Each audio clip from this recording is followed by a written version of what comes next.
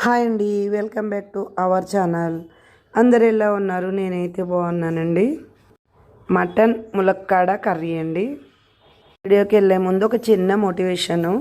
సముద్రంలో రాయి విసిరితే సముద్రానికి ఏమీ కాదు, రాయి సముద్రంలో కనబడకుండా పోతుంది. ధైర్యంగా మనం ఉంటే విమర్శించేవారే కనపడకుండా పోతారు. అంతే కదా ఫ్రెండ్స్, నిజమా కదా? కామెంట్ చేయండి. ఉల్లిపాయలు చిన్న ముక్కలు కోసుకోవాలి. మసాలా ఉల్లిపాయలు బాగా ఫ్రై చేసుకోవాలండి.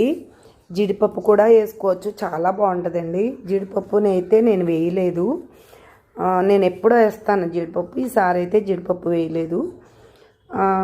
ఉల్లిపాయ బాగా కొంచెం మగ్గిన తర్వాత ఈ ములక్కాడ ముక్కలు వేసి బాగా ఫ్రై చేయాలి.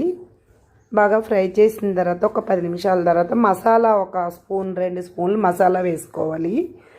ఈ మసాలా అది బాగా వేసుకున్నాక బాగా ఫ్రై చేయాలి. చూసారా? అలా చేసిన తర్వాత మటన్ అయితే పెట్టుకోవాలి. ఆ ఉడకపెట్టిన మటన్ అయితే వేయాలండి ఇందులో. ఆ మటన్ వేసిన తర్వాత బాగా కలపాలి. తర్వాత ఉప్పు, కారము, పసుపు దానికి తగినంత వేయాలి.